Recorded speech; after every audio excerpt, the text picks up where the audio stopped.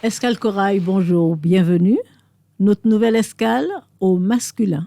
Un nouvel invité, bienvenue Alain Pradel, musicien, guadeloupéen, compositeur. Bonjour Alain Pradel. Bonjour Miguel. Ça en fait. Eh bien, là. Ça fait plaisir. En fait, moi, je t'ai connu au concours de piano. Ça a été assez amusant parce que je me suis rendu compte que tu étais dans un monde que tu découvrais avec des musiciens, entre parenthèses, classiques. Mm-hmm. Et surtout, tu as découvert une œuvre qui a été interprétée par 4 enfants.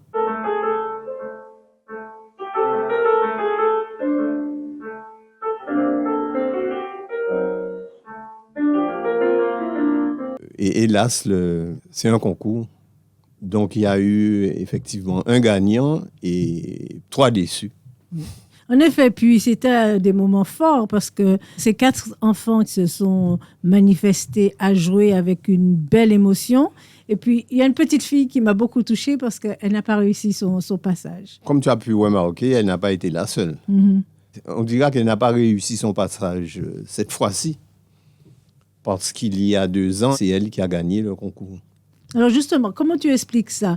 Aujourd'hui, tu es un grand monsieur avec ses rêves réalisés sans doute. Mais ton enfance, à quel moment ça commence cette envie de musique? La musique, je dirais que j'ai été un enfant difficile. Mes parents ont eu le génie de comprendre qu'il me fallait une grande passion pour me calmer un peu. Et un jour, je suis rentré et j'ai trouvé un piano chez moi. J'avais 9 ans. Et à partir de ce jour-là, j'ai changé. Changé à quel moment, à quel niveau? J'ai changé. Je n'allais plus voler des mangues du voisin. Quel dommage.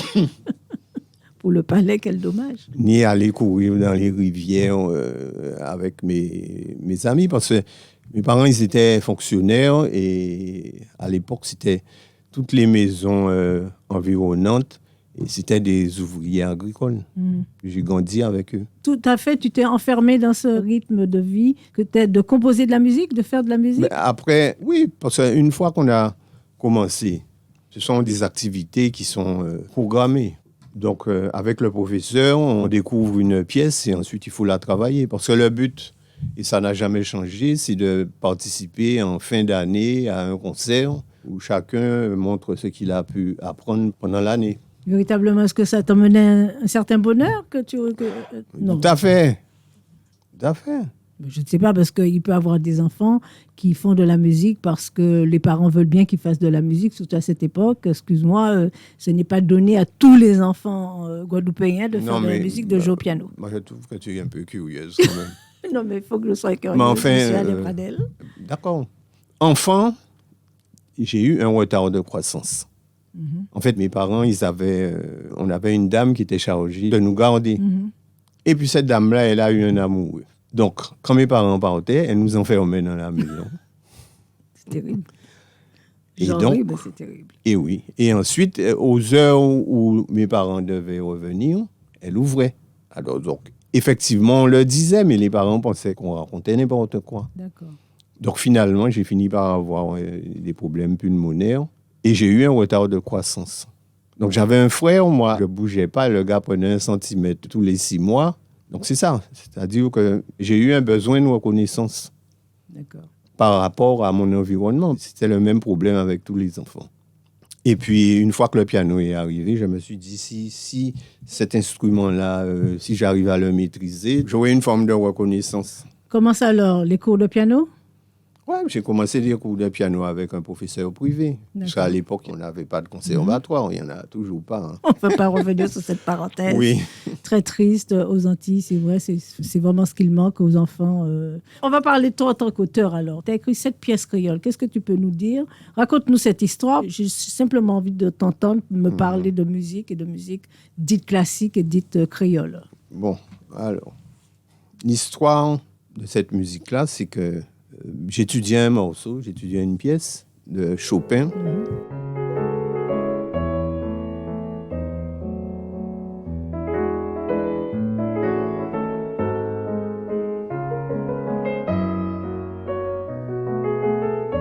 On dira que j'aime pas utiliser le mot, mais j'étais surdoué. Pour une raison simple, c'est que mon professeur ne m'a pas enseigné le solfège. J'arrivais à retenir de mémoire toutes les positions de doigts sur le piano. D'accord. C'est-à-dire, elle jouait le morceau, je regardais et ensuite j'arrivais chez moi et j'arrivais à retrouver les positions de doigts. Et un jour, en regardant le morceau, donc j'ai vu le titre de la partition et j'ai vu la dédicace. C'est-à-dire qu'il y avait une personne, en l'occurrence, c'était l'opus 64 de Chopin. Ça avait été dédicacé à la comtesse X. Donc, je me suis dit qu'un jour de ma vie, il faut que je sois assis devant un piano et que devant moi, il y aura une partition écrite de mes mains avec un titre et avec une dédicace. Donc, c'était simplement ça au départ. Je voulais avoir un morceau devant moi avec mon nom, c'est tout. Qu'est-ce que tu as fait alors? Et c'est à ce moment-là que je me suis dit, bon, qu'est-ce qu'il me faut? Ben, il me faut gagner de l'argent. J'ai cherché. Et en cherchant, en fait, j'avais été chez un médecin et dans la salle d'attente, il y avait un journal économique qui parlait de la General Motors. D'accord. Et quand j'ai vu le nombre d'employés qu'il y avait dans la General Motors, je me suis dit, mais je peux même monter une société avec la Guadeloupe tout entière. Je raisonnais comme ça à l'époque. Et donc, j'ai demandé à mes parents de suivre des études en comptabilité.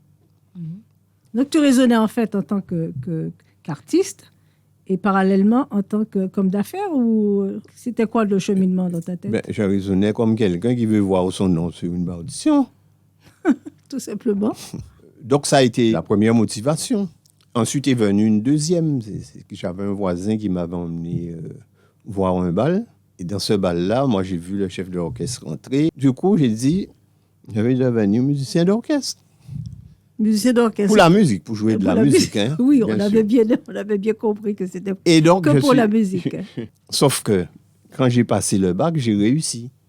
Et donc, je me suis dit, bon, là, je vais faire une réunion familiale. Et ma mère qui m'accueille en larmes, heureuse, tu nous as fait plaisir, on veut te faire plaisir. Il y a une surprise pour toi dans la chambre.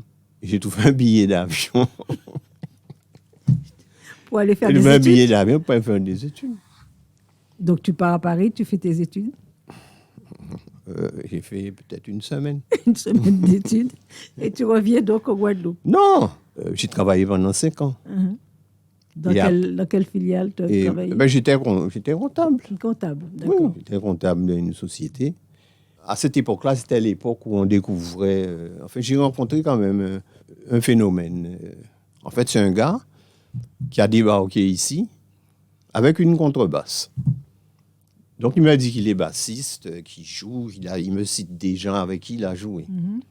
Et il m'explique qu'il est venu ici pour pouvoir révolutionner la musique traditionnelle et qu'il va faire du goka, etc. Quand tu dis ici, c'est en Guadeloupe? En Guadeloupe. D'accord, ok. Donc, j'ai aimé son discours et je me suis dit, bon, tiens, ben, on va essayer ensemble. Donc, j'ai commencé à m'intéresser au rythme du goka. Et c'est là que j'ai découvert, oui et non. Parce qu'en fait, en Guadeloupe, à l'époque, tu avais un producteur qui s'appelait Cellini. Ah oui, en effet. Raymond Cellini. Voilà. Oui. Et c'est Raymond Cellini qui a commencé à enregistrer les musiciens traditionnels, et dont un certain Robert Loiseau.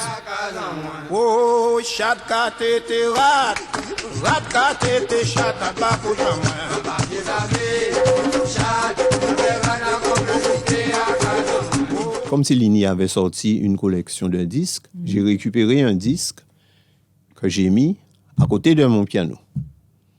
Et un jour, je suis arrivé, j'ai commencé à jouer sur le piano alors que le disque jouait. Et je me rends compte, en tapant des notes, qu'il chantait juste. D'accord. Donc ça m'a un peu étonné, parce qu'on disait que c'était un musicien des chants, qu'il a commencé, etc. Comment il peut arriver à chanter juste?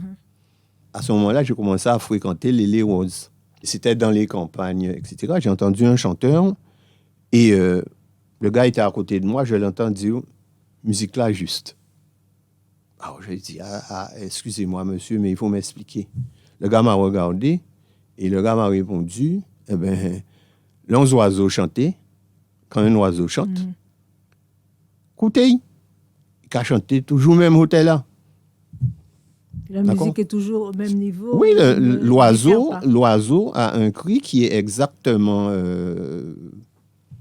Comment? Donc, il m'a dit, mais de la même façon, les gens qui font du goka, mais qui le font d'une façon presque religieuse, c'est-à-dire que parallèlement au son, ils ont une forme d'hygiène de vie, une forme de respect, etc. Et bien, ces gens-là, ils arrivent à chanter juste.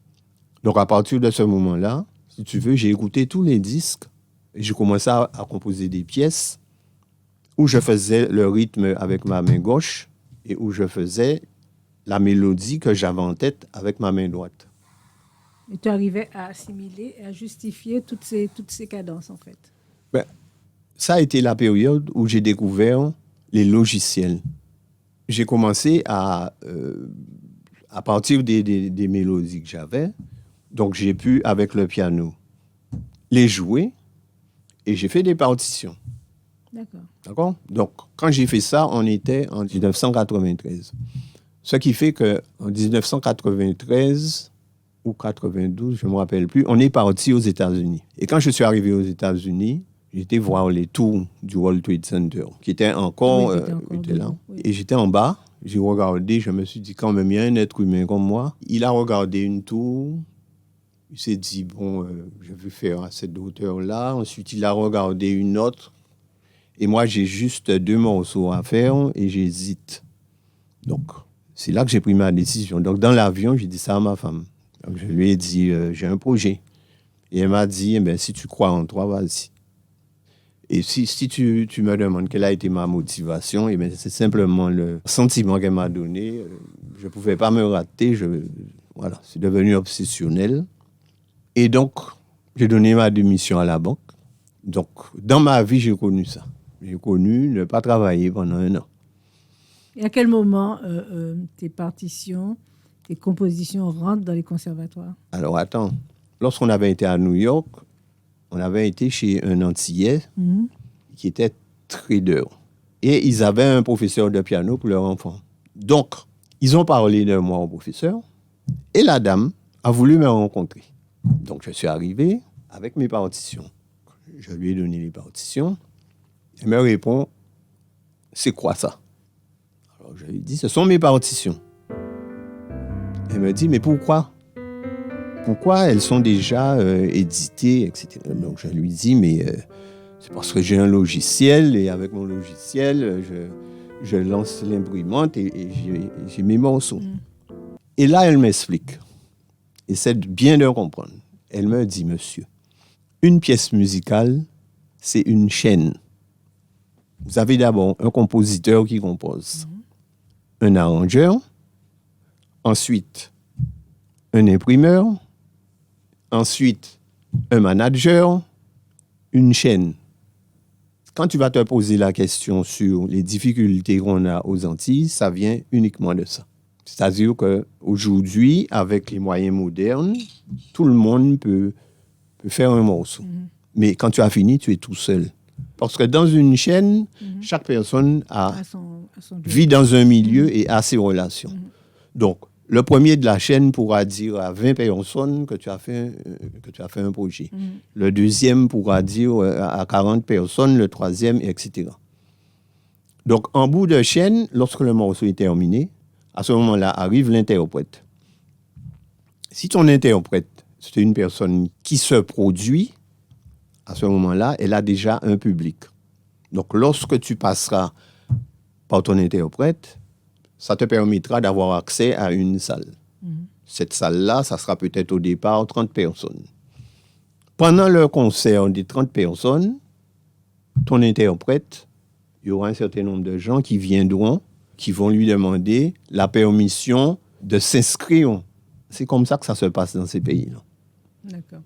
En tout cas, c'est super intéressant tout ce que tu me racontes et j'ai envie encore de continuer.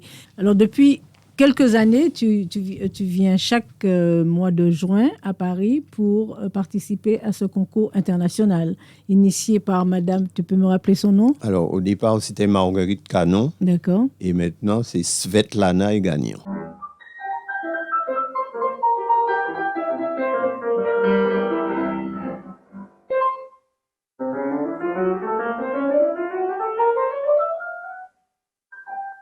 Et aujourd'hui, est-ce que ce sont des enfants qui ne sont pas du tout de la Guadeloupe, pas du tout caribéens qui interprètent tes pièces, des enfants de France? Et j'ai vu beaucoup d'enfants asiatiques. Qu'est-ce que tu peux nous dire justement de ces enfants qui ont un tel engouement pour cette musique? La réalité, c'est le rapport parent-enfant. Mm-hmm. La passion des parents, c'est traditionnel. Au départ, le concours de piano, il y a un certain nombre de dates avec des lieux. Mm-hmm. Mais au départ, la Guadeloupe, c'était une destination. D'accord, ok. Est-ce que tu as eu à former des enfants? Oui. Bien sûr. C'est comme ça que j'ai connu la dame. D'accord. Parce que je l'ai connue parce que moi, je présentais mes élèves au concours. D'accord. Okay. Aujourd'hui, et parmi mes élèves, il y a eu la Miss France de... Ah bon? Oui, Clémence Bottino, c'était mon élève. Non. Au piano, oui. Parce que Clémence joue au piano? Mais oui, Clémence joue au piano. Ah ben, je ne savais pas. Mais Clémence, elle a participé à ce concours-là, au Moule. D'accord, ok. Et ça a été une de tes élèves qui a gagné le concours? C'est-à-dire là, elle s'est illustrée. Elle s'est illustrée parce que quand elle a commencé à jouer, elle a eu un trou de mémoire et elle s'est levée. Elle a salué la présidente du jury et elle lui a expliqué qu'elle avait des difficultés et que est-ce qu'elle lui permettait d'interpréter le morceau.